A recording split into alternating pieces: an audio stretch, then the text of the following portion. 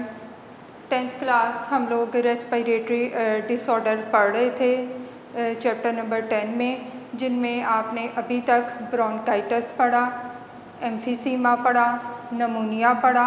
आज हम लोग नेक्स्ट रेस्पिरेटरी डिसऑर्डर स्टडी करने जा रहे हैं, asthma.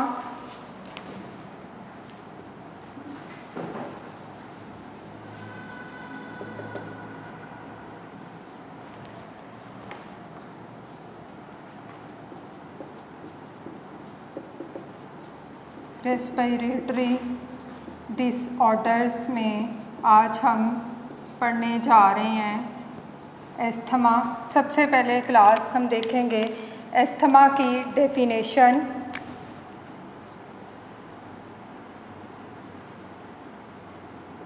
It is the inflammation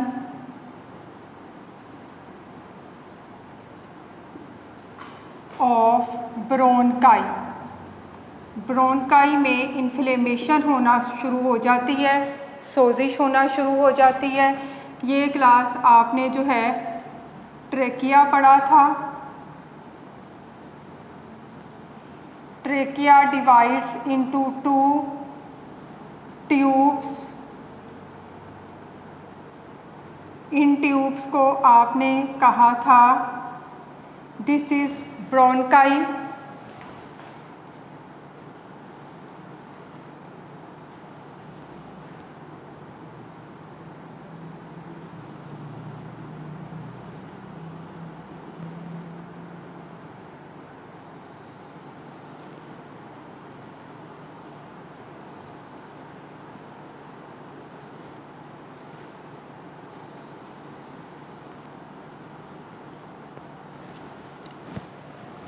ये है जी class bronchi. Trachea divides into 2 small tubes. Bronchi it is a inflammation of the bronchi. Bronchi में इन्फ्लेमेशन होना शुरू हो जाती है। It is a form of allergy. ये एलर्जी की एक फॉर्म है। इन्फ्लेमेशन ऑफ ब्रोंकाई के नतीजे में क्या होना शुरू हो जाता है क्लास? इसके नतीजे में नैरोइंग ऑफ एयरवेज। एयरवेज जो है, जहाँ से हवा ने गुजरना है, एयर ने गुजरना है, वो रास्ता जो है वो तंग होना शुरू हो जाता है।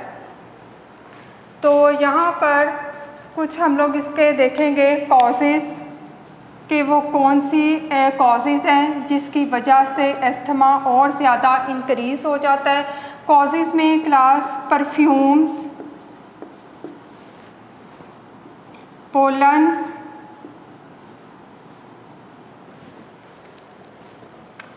dust, etc. If the patient exposed to these allergens, उसके नतीजे में क्या होगा? Constriction of the bronchi. Bronchi जो है वो और ज़्यादा कॉन्स्ट्रिक्ट होना शुरू हो जाएंगे। There is more mucus production in the bronchi which lead to the narrowing of the airways. अगर तो पेशेंट जो है परफ्यूम जो है उसको स्मेल करे, या वहाँ पे पोलन्स ज़्यादा हैं, या वहाँ पे डस्ट ज़्यादा है, तो इसके नतीजे में क्या होगा? पेशेंट का जो ब्रोंकाई है वो कॉन्स्ट्रिक्ट होना शुरू हो जाएगा। कॉन्स्ट्रिक्ट मीन सुकड़ना शुरू हो जाएगा। उसके नतीजे में there is more mucus production. उसके अंदर जो है मोर म्यूकस प्रोडक्शन होना शुरू हो जाएगी। म्यूकस आपको पहले भी बताया कि जो लिक्विड प्रेजेंट होता है, ये लिक्विड जो है नोज़ में भी प्रेजेंट होता है। इसके अलावा आपको mucus production air passage way में भी पढ़ाया था कि ये म्यूकस प्रोडक्शन जो होता है वो ट्रेकिया और इन ब्रोंकाई के अंदर भी होता है। जो स्पेशल किस्म के ग्लैंडुलर सेल्स होते हैं वो ये म्यूकस सक्रीट करते हैं, लेकिन उनकी ज़्यादा सक्रीशन के नतीजे में क्या होगा कि यहाँ पर कॉन्स्ट्रिक्शन ऑफ द एयरवेज। अब यहाँ पे क्लास आप देखिएगा डायग्राम में नेक्स्ट कि इसके नतीजे में अब नॉर्मल सिंगुलर अगर तो 2 ब्रोंकाई हैं, इसे हम 2 को कहेंगे ब्रोंकाई यानी प्लूरल। अगर सिंगुलर है तो हम इसे कहेंगे ब्रोंकस। तो इसके नतीजे में ये क्लास डायग्राम है नॉर्मल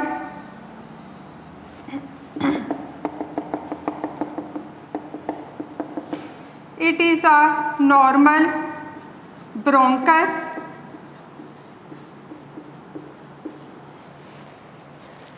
ये हैं जी इसमें पोलन्स या एलर्जेंस। अब इसके नतीजे में क्या होगा क्लास, यहाँ पर कॉन्स्ट्रिक्शन होना शुरू हो जाएगी।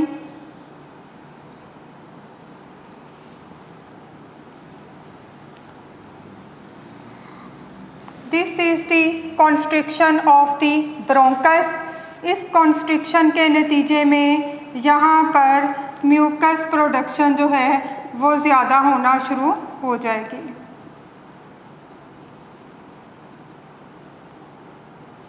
इसे कहेंगे class constriction of bronchus.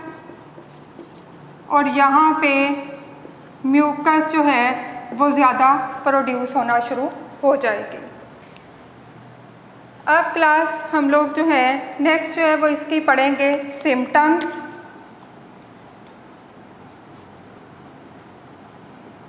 Symptoms में शॉर्टनेस ऑफ ब्रीथ, सांस में कमी हो जाना, chest tightness,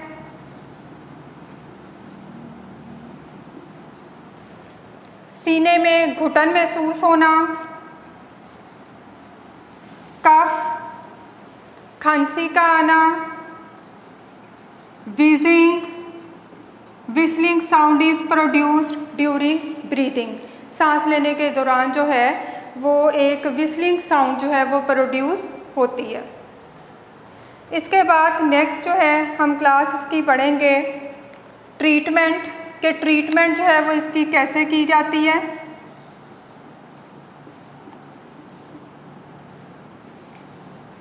different chemicals are used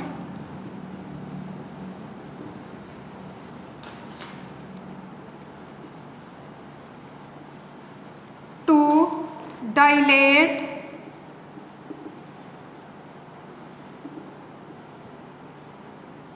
bronchi and bronchioles। Dilate mean उसका फैलाव बढ़ा देना। जो एयर पैसेजवे, जो एयरवेज जो है वो नैरो हो गया है, तंग हो गया है, जिसमें से एयर पास हो रही है। तो यहाँ पर क्लास क्या है जी कि उसे डायलेट, उसे फैला देना, उसकी सोजिश को कम कर देना ताकि एयर उसमें आसानी से पास हो सके। These medicines are available in the form of inhalers. Inhalers are used for the treatment of asthma. asthma Urdu में इसे दमा भी कहते हैं क्लास, जिसमें खांसी जो है वो बहुत ज़्यादा शदीद हो जाती है और ख़ासकर इन परफ्यूम की स्मेल की वजह से, पोलन्स की वजह से और डस्ट की वजह से जो है इसका अटैक खासा शदीद होता है, जिसकी वजह से डायग्राम में भी आपने देख लिया कि कैसे जो है वो कॉन्स्ट्रिक्शन जो है वो होना शुरू हो जाती है ब्रोंकस की। तो इस डिजीज़ में क्लास एस्थमा में पहले आपने डेफिनेशन पढ़ी, फिर आपने उसकी कॉजेज़ पढ़ी, नेक्स्ट आपने इसकी सिम्टम पढ़ी। शॉर्टनेस ऑफ ब्रीथ मैंने आपको बताया था कि आप तमाम रेस्पिरेटरी डिसऑर्डर में लिख सकते हैं। उसके बाद आपने इसकी ट्रीटमेंट पढ़ी और डायग्रामेटिकली भी आपने इसको देख लिया।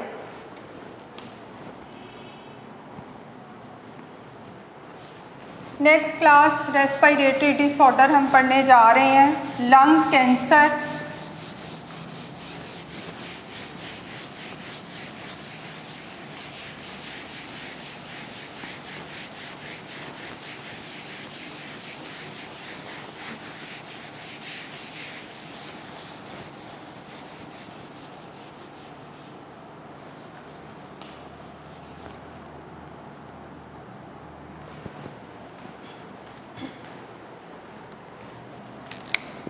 नेक्स्ट डिजीज़ पढ़ने जा रहे हैं respiratory disorder, lung cancer.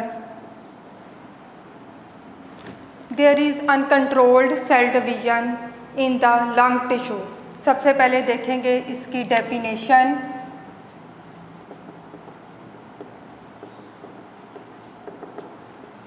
There is uncontrolled cell division in lung tissue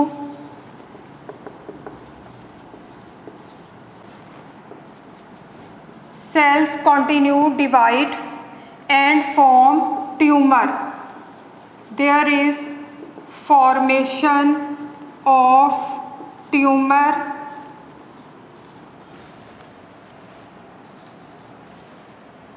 this invade the other cellular tissues beyond the lungs and damage the other tissues in the lung. सबसे पहले class definition देखेंगे। There is आपने देखी there is uncontrolled cell division in the lung tissue के lung tissue में क्या होगा, uncontrolled cell division शुरू हो जाएगी जिसके नतीजे में there is formation of the tumour, tumour की फॉर्मेशन होना शुरू हो जाएगी। अब इस ट्यूमर के बाद क्या होगा, ये ट्यूमर आहिस्ता आहिस्ता जो है वो लंग्स के अंदर फैलता चला जाएगा और लंग्स के जो इर्द गिर्द एडजेसेंट टिश्यूज़ होंगे, एडजेसेंट सेल्स होंगे, एडजेसेंट टिश्यूज़ होंगे, आपकी बुक में एडजेसेंट का वर्ड यूज़ किया हुआ है, साथ साथ इसका मतलब होता है कि जो साथ साथ सेल्स होंगे, टिश्यूज़ होंगे, आहिस्ता आहिस्ता ये ट्यूमर जो है वो उनमें भी फैलना शुरू हो जाएगा और कैंसर की सूरत जो है वो इख्तियार कर लेगा। तो यहाँ पर क्लास आप देखिएगा लंग की डायग्राम इसी तरह आपने ड्रॉ करनी है, ठीक है। उसके बाद यहाँ पर फर्दर थोड़ा इसका स्ट्रक्चर जो है वो बनाएंगे हम लोग।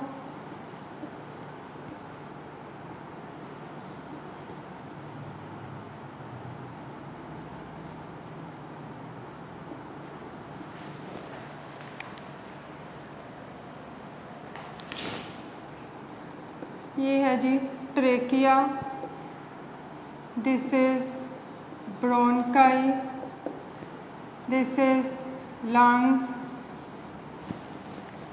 डायाफ्राम।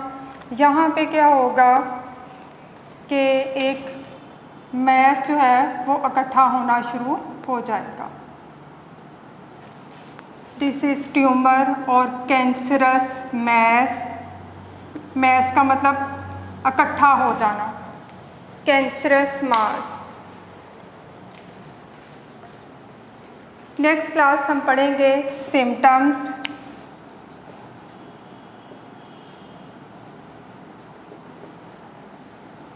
शॉर्टनेस ऑफ ब्रीथ, सांस में कमी हो जाना, कफ विद ब्लड, खांसी के साथ ब्लड का आना, और तीसरा इसमें वेट लॉस, वेट का कम हो जाना। These are the symptoms of lung cancer.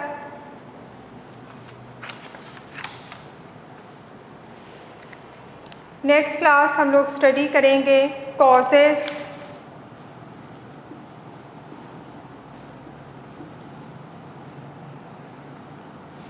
सबसे पहले कॉज क्लास इसमें कार्सिनोजेंस,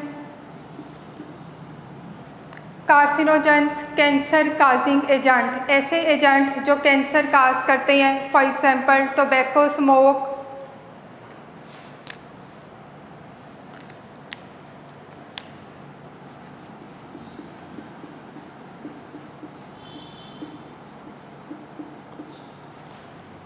थर्ड इसमें ionizing radiation,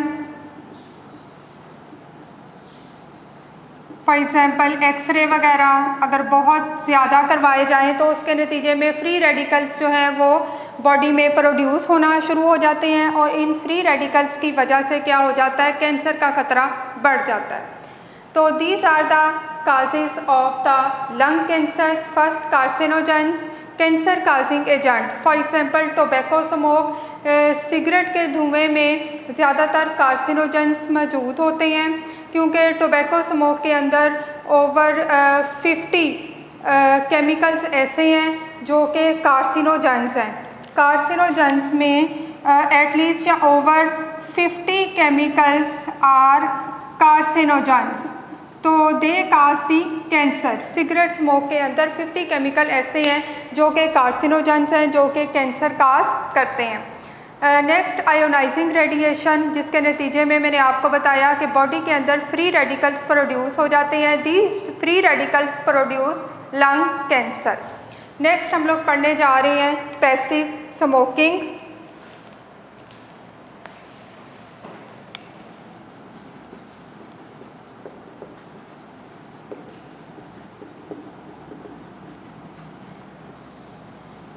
inhalation of smoke from an others smoking.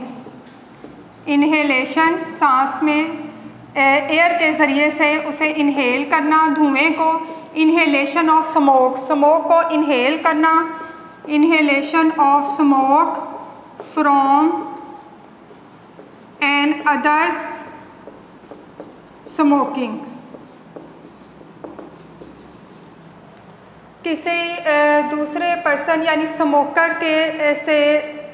Smoker की स्मोकिंग से जो धुआं निकलेगा उसके नतीजे में जो पास बैठने वाले पर्सनस हैं वो उसे स्मोक को क्या करेंगे, इन्हेल करेंगे। फॉर एग्जांपल एक पर्सन जो है वो सिगरेट पी रहा है, उसके इर्द गिर्द जो है वो 3-4 लोग मौजूद हैं, वो क्या कर रहे हैं, वो उसकी जो स्मोक है, जो सिगरेट से धुआं निकल रहा है, उसे वो इन्हेल करते जा रहे हैं।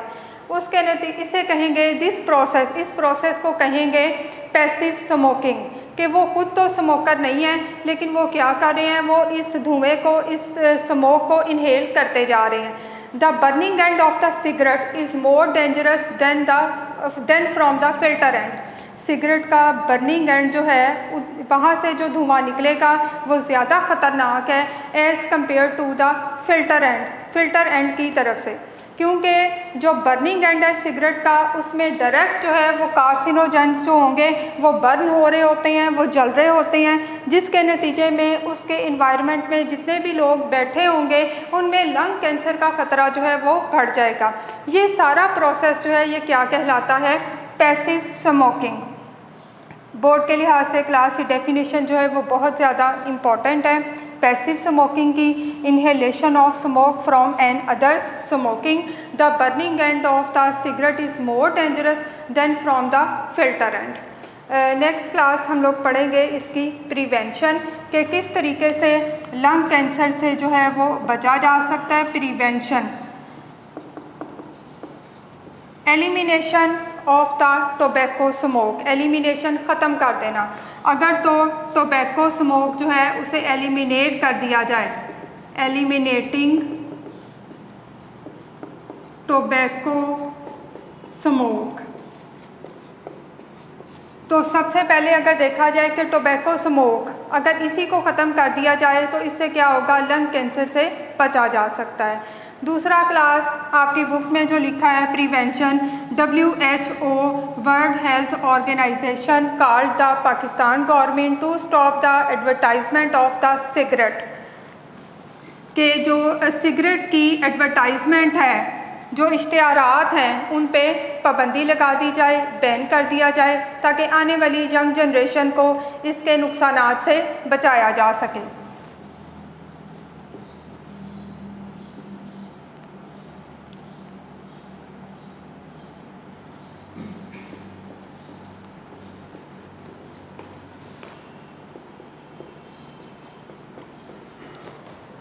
This is all about the lung cancer.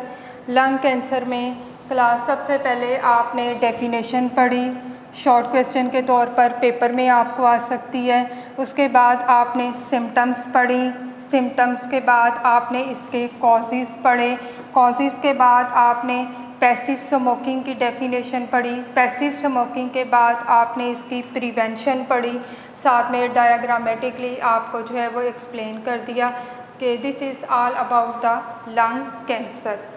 Next class हम लोग पढ़ने जा रहे हैं।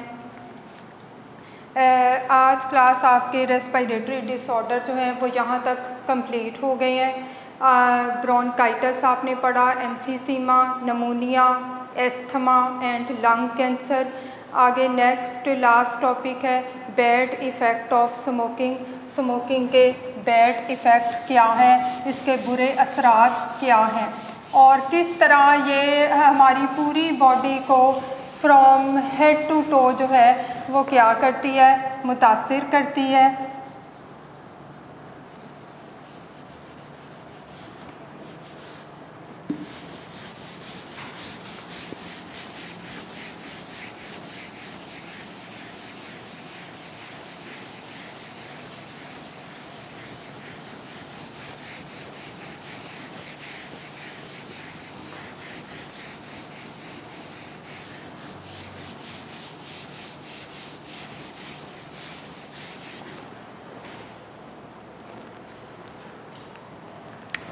नेक्स्ट है topic class bad effects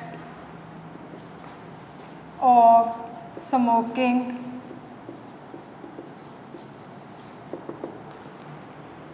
tobacco smoking.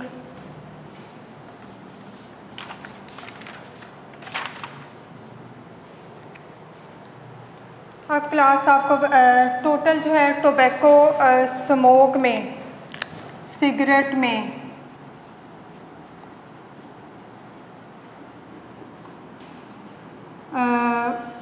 Over 4000 chemicals are used. Cigarette में 4000 केमिकल्स जो हैं वो यूज़ किए जाते हैं। इन 4000 में अबाउट एटलीस्ट, पहले भी बताया है, 50 आर कार्सिनोजेंस, कि जो 50 हैं वो कैंसर काज करते हैं। अब हम देखेंगे क्लास किस तरह जो है ये सिगरेट स्मोक या टोबैको स्मोक जो है ये इफ़ेक्ट करती है बॉडी को from head to toe. How cigarette smoke या how tobacco smoke effects the body from head to toe. सर से ले, टो कहते हैं पाँव की उंगलियां, हेड कहते हैं सर को, के सर से लेकर किस तरह जो है ये पाँव की उंगलियों तक इंसान की बॉडी को इफ़ेक्ट करती है, मुतासिर करती है। अब हम देखेंगे इसके इफ़ेक्ट्स में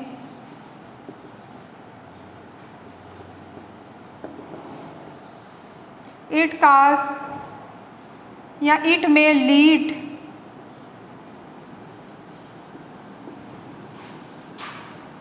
the cancer of.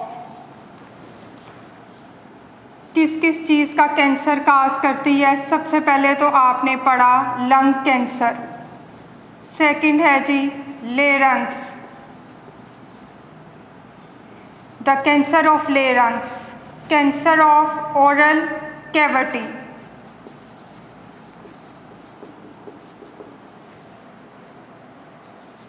Bladder, urinary bladder, next pancreas,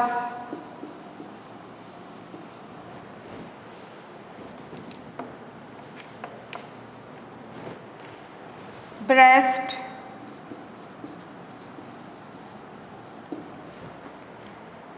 it may lead to the cancer of lungs, lung cancer आपने पढ़ा, cancer of lungs, larynx voice box आपने पढ़ा, ओरल कैविटी के बारे में एयर पैसेजवे में पढ़ा, इसका कैंसर काज करती है, यूरिनरी ब्लेडर का कैंसर काज करती है, पेंक्रियास जो है उसको ये डैमेज करती है और ब्रेस्ट का कैंसर जो है वो काज करती है।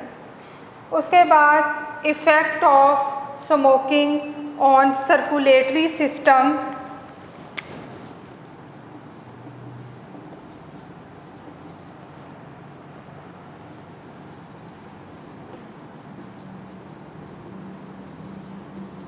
ऑन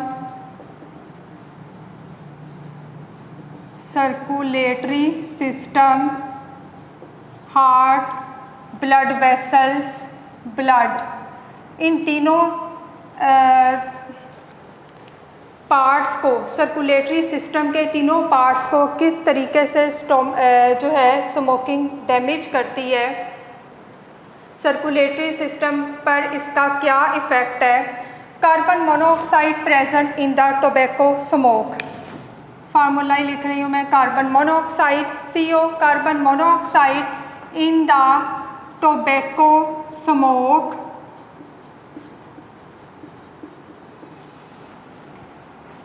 इट लेसन्स, नीचे को एरो का निशान मैंने बना दिया है, लेसन्स लिख भी देती हूँ, कम कर देना, oxygen carrying capacity of haemoglobin. Haemoglobin protein है, आपको पहले भी इसके बारे में बताया था, 9th क्लास में भी आप पढ़ चुके हैं। हीमोग्लोबिन क्या है जी, एक प्रोटीन है जो कि ऑक्सीजन पूरे ब्लड के अंदर ट्रांसपोर्ट करती है, और आपको पता है कि ऑक्सीजन जो है वो पूरी बॉडी को मिलेगी, इसके नतीजे में एरोबिक रेस्पिरेशन होगी, फूड मटेरियल सारा ब्रेक डाउन होगा, a lot amount of energy is released in the aerobic respiration। Aerobic respiration में बहुत ज़्यादा एनर्जी जो है वो रिलीज़ होगी।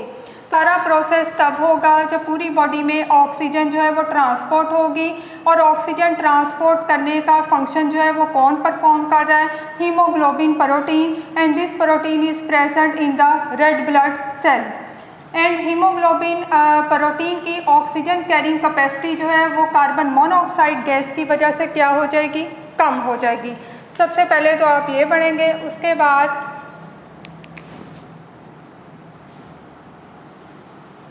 नेक्स्ट है class number of blood platelets increases, number of blood platelets increases. Blood platelets का क्या है, नंबर इंक्रीज होगा। ब्लड प्लेटलेट्स ये भी 9th क्लास में आप पढ़ चुके हैं, इसका फंक्शन क्या है प्लेटलेट्स का, ब्लड क्लॉट करना, ठीक है। तो अगर इसका नंबर जो है वो बढ़ना शुरू हो जाएगा, नॉर्मल जो है वो नंबरिंग से इंक्रीज हो जाएगा, तो इसके नतीजे में क्या होगा, this make the blood viscous, इसके नतीजे में जो है ब्लड जो होगा वो विस्कस होना शुरू हो जाएगा। It make the blood viscous, blood जो है वो गाढ़ा होना शुरू हो जाएगा, उसके नतीजे में क्या होगा, ब्लड क्लॉटिंग का ख़तरा बढ़ जाएगा, आर्टरीज जो हैं वो हार्ड होना शुरू हो जाएंगी। इट में लीड टू अ डिज़ीज़, और इसके नतीजे में एक डिज़ीज़ हो जाएगी, ये भी 9th क्लास में पढ़ चुके हैं, आर्टीरियोस्क्लेरोसिस।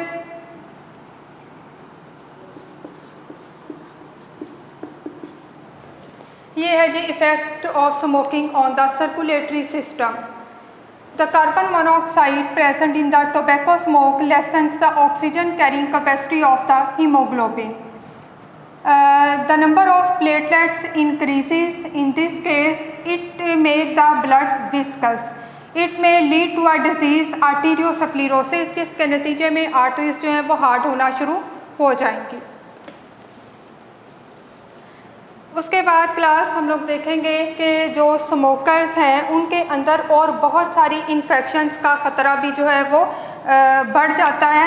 मैनी अदर इन्फेक्शंस इन स्मोकर्स, यानी जो स्मोकिंग करते हैं उनमें और दूसरी बहुत सारी इन्फेक्शंस जो हैं वो होना शुरू हो जाती हैं, जैसे ट्यूबरक्लोसिस,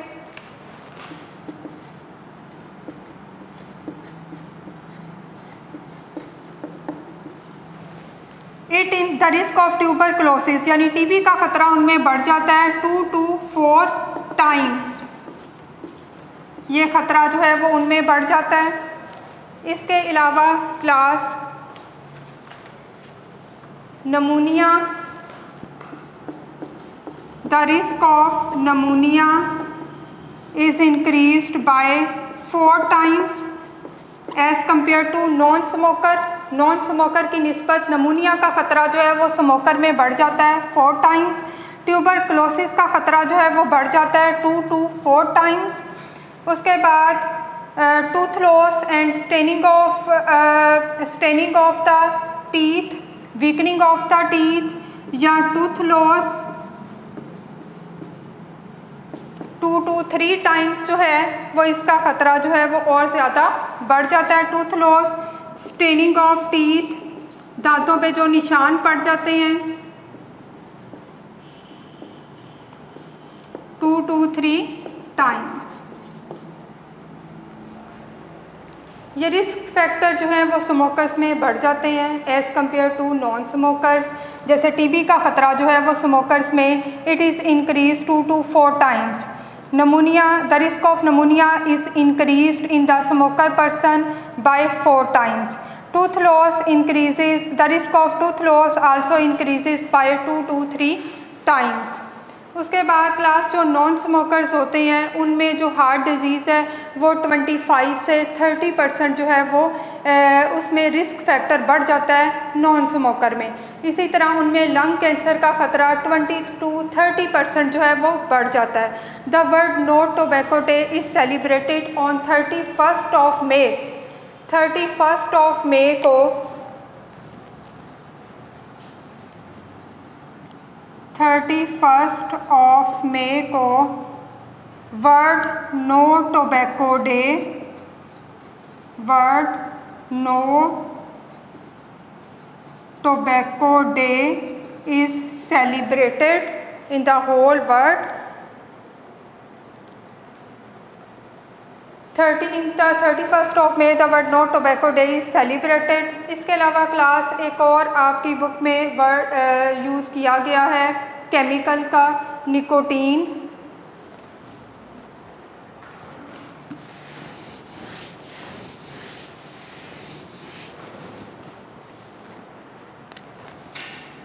निकोटीन ये भी एक केमिकल है जो सिगरेट स्मोक में यूज़ किया जाता है। पास्ट में, माजी में ये इंसेक्टिसाइड के तौर पर यूज़ किया जाता था, यानी कीड़े मार अद्वियात के लिए, यानी इंसेक्टिसाइड, इंसेक्ट मीन कीड़े मकोड़े, साइड मीन किल करना। इंसेक्ट को किल करने के लिए एक केमिकल यूज़ किया जाता था निकोटीन। तो इस निकोटीन को जो है पास्ट में तो इंसेक्टिसाइड के तौर पर यूज़ करते थे, लेकिन आजकल इसको टोबैको स्मोक, सिगरेट में यूज़ किया जा रहा है और it damage the circulatory system.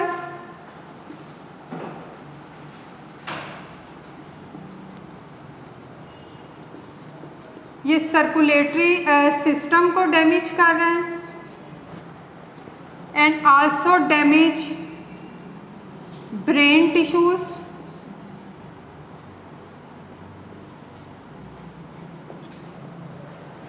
Now class it is all about the bad effect of smoking. सबसे पहले आपने केमिकल्स पढ़े और टोबैको स्मोक में यूज़ होने वाले, उसमें से 50 आपने पढ़े जो कार्सिनोजेंस है, जो कैंसर काज करते हैं। फिर हमने पढ़ा कि सर से लेकर पाँव की उंगलियों तक टोबैको स्मोक जो है वो किस तरीके से इफ़ेक्ट करती है पूरी बॉडी को। तो मेरा ख्याल है पूरी बॉडी में तमाम ऑर्गन्स का आपने कैंसर देखा कि टोबैको स्मोक की वजह से कैंसर कैसे होता है। उसके बाद आपने सर्कुलेटरी सिस्टम पर कैसे इफ़ेक्ट होता है उसकी डिटेल पढ़ी। उसके बाद आपने निकोटीन के बारे में पढ़ा कि किस तरीके से जो ये माजी में इंसेक्टिसाइड के तौर पर यूज़ किया जाता था, आजकल वो टोबैको स्मोक में यूज़ किया जा रहा है और इसकी वजह से सर्कुलेटरी सिस्टम और ब्रेन टिश्यू कैसे डैमेज हो रहे हैं। It is all about the bad effect of smoking. Now class आज का लेक्चर आपका कंप्लीट हुआ। अल्लाह हाफिज़।